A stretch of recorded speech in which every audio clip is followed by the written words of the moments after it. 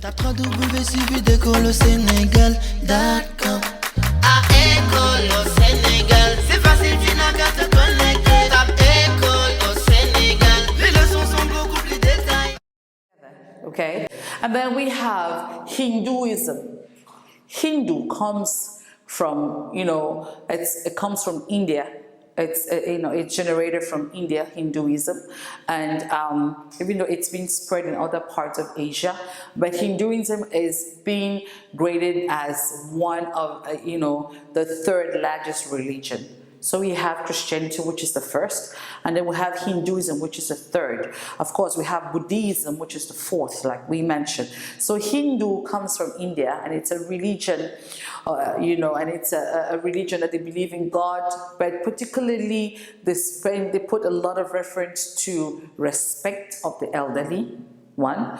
They have a lot of reference to tolerance, of all races, tolerance to other people, the openness, and then of course they reverence their teachers, and then they have reverence. So Hindu is more about tolerance, about respect, about reverence, and then they believe that there is a God. They believe that there's one God that handles the world, the creation, that created the world. They believe in that, the Hinduism. And then of course that brings us to Islam. Okay, Islam is considered the second largest religion. Remember I said Christianity was one, Islam is second, Hinduism is third, Buddhism is fourth.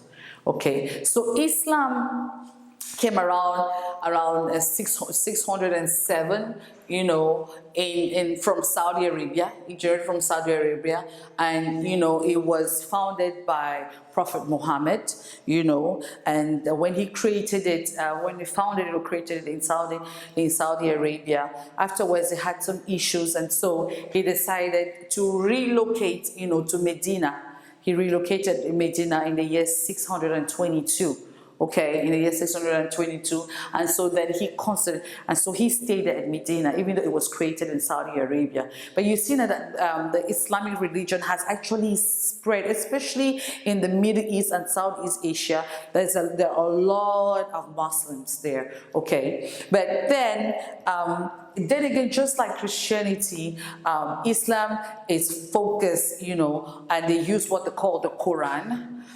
So of course, they use what they call the Quran, and that's your holy book, just like Christians have the Bible, just like the Buddhists or the others have, or Judaism, they have like the Torah, and so they have the Quran that they use, and they have what they call the 5 pillars. They believe in the 5 pillars, which of course every Muslim knows it. And part of the 5 pillars is to be good, to respect your God, to follow the instructions, and then they have to fast. Another one, the pillar is they must fast, which is that period they call the Ramadan period, where they do fast for 30 days. And then of course, and in your lifetime, they believe that every good Muslim in their lifetime must take that pilgrimage to Mecca, to where Prophet Muhammad is being buried, And so those are some of the pillars that they follow. Do you see any similarities? I should tell you that Islam takes a little bit from Christianity and takes a little bit from Judaism. Okay, they take from both religions and then they blend it. It's all about the good book. It's all about being good to your neighbor. Sharing. They believe a lot in sharing. They believe a lot in giving. And so they believe that there is a God. There's an ultimate, God, and that Prophet Muhammad stands in the gap that takes it to God, if I'm not mistaken. And so that is actually Islam. Okay. And when I was talking about Christianity, I talked about denominations. Remember, it's the same thing with Islam. Especially, for example, in Senegal, where we are, they have what they call a confrérie. And this confrérie is almost similar to denominations, like different sects. And so because I am Islam, you will see Mohit, or you see Tijan, or you see Banyas, or you see there are different religious groups or different confréries. Even though they use the Quran, even though they believe in the Prophet, even though they pray alike, even though they follow the 5 prayers, because every good Muslim, is supposed to pray 5 times a day, but then they have different rules, okay? Some of them might be different. Some of them even by the way of dressing. Some of them, so they're a bit different. But the idea is similar. It's the same way with Christianity. You have different denominations where we know that there is one Jesus, and we know that there is one God, and we know that there is a Bible, and we know that, you have to confess, and we know that you have to fast. So you're quite similar, okay? And then you have, of course, Judaism, which is one of the oldest religions, one of the oldest religions is Judaism. And Judaism is the descendant, the people there are the people from descendants of Judah, which Judah, and the descendants of Israel and Judah. And so Judah comes from Judaism, which they practice a lot, especially in the Middle East. They practice Judaism. And of course, it's like I said, it's similar to Christianity. They believe in God. They believe in the Messiah that is coming, to judge the living and the dead. And so they're quite similar, okay?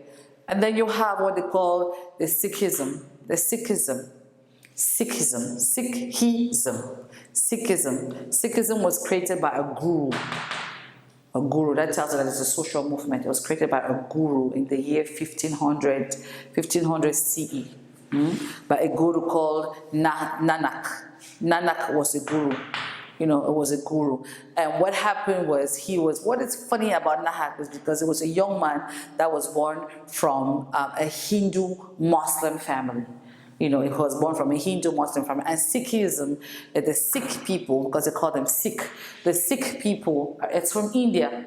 And most often gurus are from India. So Guru Nanak was born, Nanak was born, from a Hindu Muslim family. But he did not understand, he was not really comfortable with both religions. And so what he did was he stepped out of it and created his own movement and created his own social group. And people began to listen to him, and people began to enjoy, and so it started to spread, and people began to change, and so now it became Sikhism. And so that's how he created that religion, and Sikhism, and then they believe that when somebody dies, before you meet God, it goes through different existence. It can go through different forms and reincarnate and different forms until, it finally gets to God, the ultimate God. Okay, and they believe, of course, in doing good. They believe in sharing, but I think one of the most particular differences is that the soul passes through different existence, before they get to God. So that's the Sikhism. It's a pretty new religion, or pretty new movement, a pretty new cult, if you want to put it that way. So, and then we have what they call the Shinto. Remember when we talked about the different religions, and we mentioned mono, poly, atheism, animism, and all that. And I mentioned that animism, an example that I gave was the Shinto from Japan. And I said animism is a belief in non-human objects like plants or animals or non-living stuff, carved stuff. And I mentioned that those are actually practiced at one of the most popular, the Shinto people. This is actually in Shinto. And Shinto is a descendant or been created, or they come from Japan. Okay, a lot of Japanese practice Shinto. At least 4% of it practice Shinto. And Shinto, of course, we know that Japan is from Asia, Asian continent, and a lot of people do practice it. And the Shinto has been practiced in the form of shrines. Shrines means that you build a little place and you put probably a carved object or molded object, and then you go to worship, pour water, drop food, drop plants, or whatever it is that you want to do. And so they call them shrines, okay? And to them, they're kind of like a holy area. It's almost like a holy area to them, okay? And so these Shinto people, they started it as a way of trying to say that it's not, you don't have to have a god or in order to believe in that. Sometimes some certain human objects could also give answers to prayers or to requests. Okay, and so that's our Shinto people. And of course, you have one that is a little bit long and a little bit complicated to pronounce. So I'm going to go slowly. It's the Zoroastrianism. Zoroastrianism. So it's Zoroastrianism. And Zoroastrianism comes from the word Zoroa, okay? And it was founded, by a prophet called, you see, Zarathustra.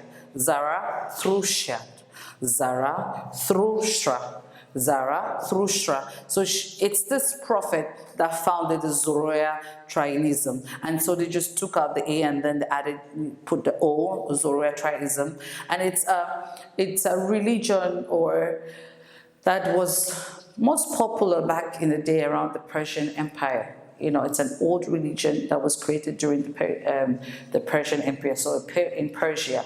Okay, those are olden days back in the day religion, that was created by this Prophet Zara. And then Prophet Zara also believed, that they had common goals like loving your brother, being good, having morals, and so people followed. But one thing that I need to add as far as Christianity and as far as Islam and Judaism are concerned, of course, we know that Christianity, they go to what they call churches. Christians will go to church, that is your holy ground, that is your place of prayer. And, and of course, Islam will go to what they call a mosque.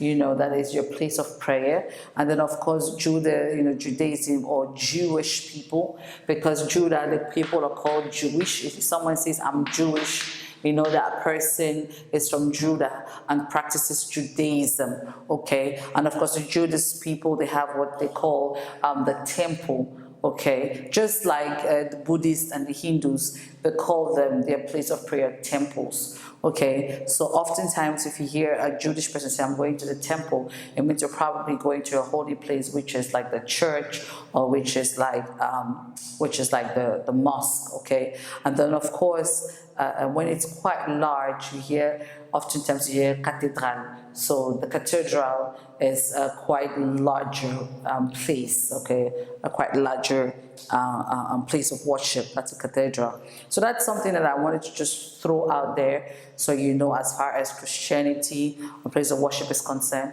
And the one thing that I did not mention that we could probably mention when I was going through my research was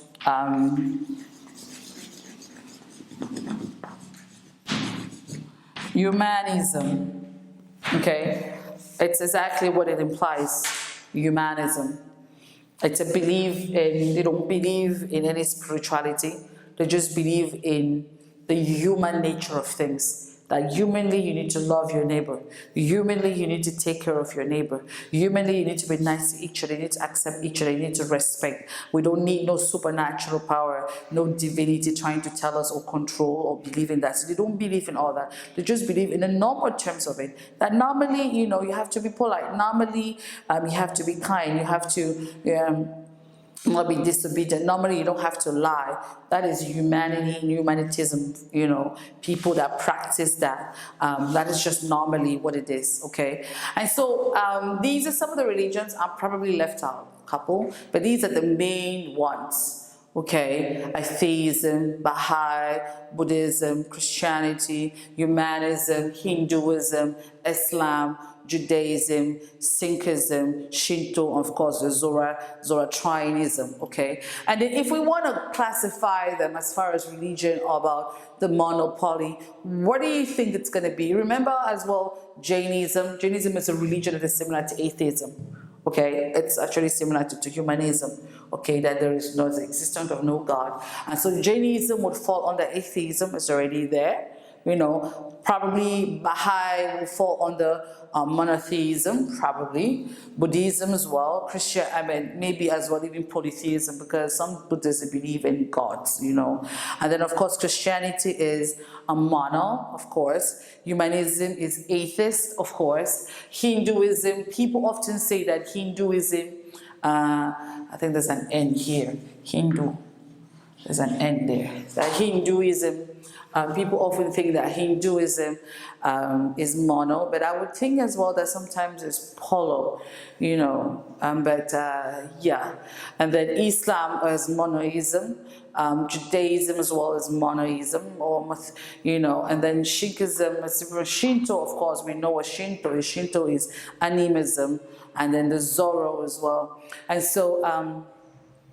And so these are, as far as culture and religion are concerned, we're probably going to look at some signs about some of these religions, and if you see the signs, you will know what it means. You know, I'm going to try to put on the signs so we can know what it means. I hope that this helps and broadens your knowledge or about cults and religion. It's really in depth, okay? I've just touched the basis so you can at least know the different religions, know the different sectors of religion, you know, as far as divinity is concerned, to have a different perspective about things. And I hope that this particular video helps, okay? And I'll see you soon. Thank you.